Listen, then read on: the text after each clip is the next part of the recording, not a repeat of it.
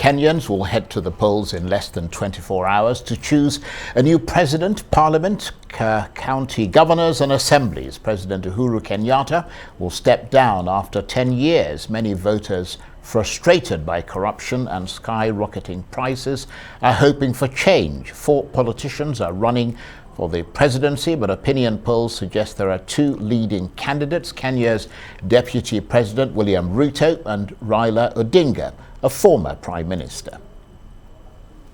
Tomorrow it is a great day to the nation of Kenya, and we expect the best candidate to win for the presidency.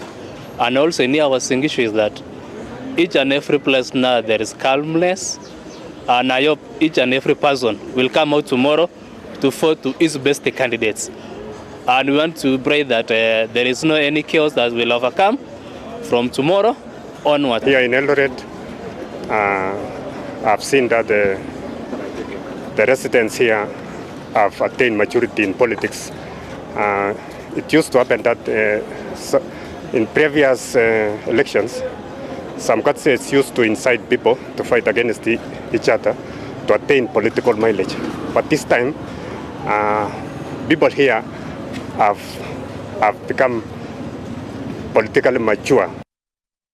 Well, for the very latest on the Kenyan elections, we can cross live to the capital, Nairobi, and join Arise's East Africa correspondent, Mark Bichachi. Good to see you, Mark. So a highly anticipated election on Tuesday, pitting the 2 main candidates, Raila Odinga and William Ruto, against each other. How is it looking? I understand voting in some areas have been suspended.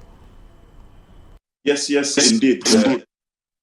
Suspended in 2 counties, specifically Kakamega and Mombasa counties. These counties have been suspended from voting simply because of a printing error where the pictures of the candidates were either missing or mixed up. So that means that the elections for governor in these 2 counties will be postponed. There are also 2 constituencies that are affected, but that does not mean that the general election will not happen in those 2 counties. The presidential election and different structures of government will still be filled. So it will only be 1 ballot paper missing out of 6. So it will continue as per normal.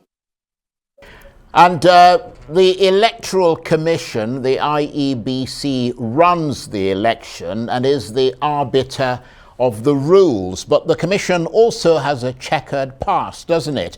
Because in 2017, the Supreme Court annulled the election results because it said the IEBC had run the election so badly. So can voters have confidence in the process this time?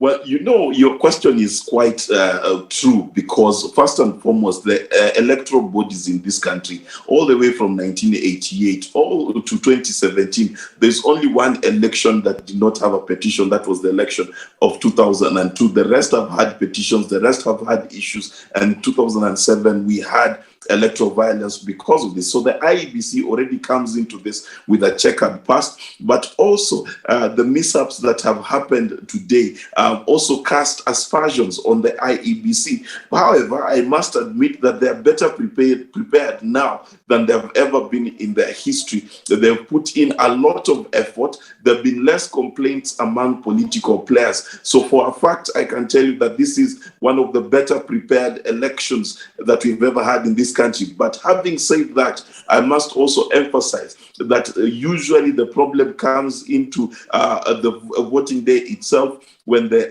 electronic voting machines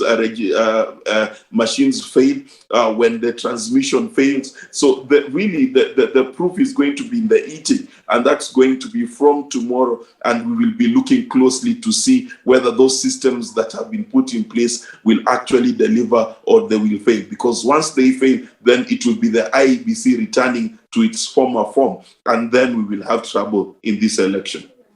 Well, we'll all be watching very closely, and I understand there are lots of international observers there calling for a peaceful ballot. Are they confident that this will be free and fair? So in terms of it being free and fair, basically all the preparations that are there that are needed to guarantee a free and fair election are there. They exist. The question is, will the system, will the rubber, when it meets the road, will it actually stand the test of time and the rigors of an election? Will the servers stand? Will the Kimskit be able to identify voters? Will we be able to transmit the results real time to Nairobi? Those are the questions. And yes, there are many observers, and so far so good, no complaints. But the truth is, the problems always come when the election has started. But so far so good.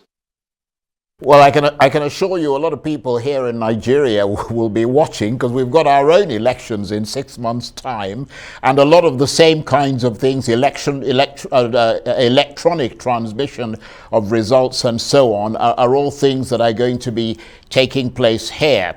But it has to be said, though, that the pre-election period has been largely peaceful, hasn't it? Yes, absolutely. That's what I'm telling you. So far, so good.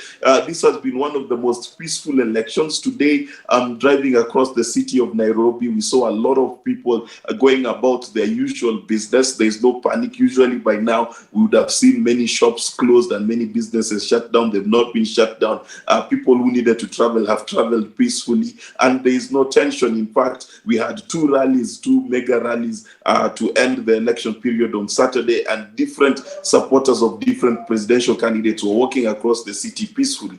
So this has been one of the most peaceful campaign periods we've ever experienced in the last 2 decades. And we hope that that peace continues to stay, even as the police and different institutions are stepping up to ensure that that peace is guaranteed.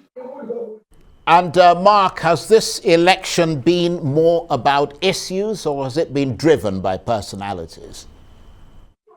Well, that's an interesting question. So there are three things that usually drive elections in this country. Number one, it is tribe. The second is personalities. Then the third is the issues of the day. So in terms of the tribe, yes, this is still going to be a largely tribal election. You'll see a lot of the country voting a certain way based on tribal affiliations. The second thing, yes, it is also going to be about personalities, because of just the larger than life personas that are there. Whether you look at Raila Odinga, who's considered an enigma in Kenyan politics, or William Ruto, who's considered a doyen in Kenyan politics, both of these gentlemen have a robust a career in politics with a lot of followers. And of course, Martha Karua being the first woman to come really close to actually becoming a deputy president in this country has really invigorated the campaign. But also there are issues to do with the quality of life, the cost of living, and the fight against corruption have come to the fore. And you can see a lot of Kenyans, especially the undecideds, because we've got a huge number of undecideds, actually looking at what the issues are and which candidate has presented the better option for them. Well, thank you very much indeed for that update, Mark. Mark Bichachi is a Rise East Africa correspondent, and he was talking to me from Nairobi.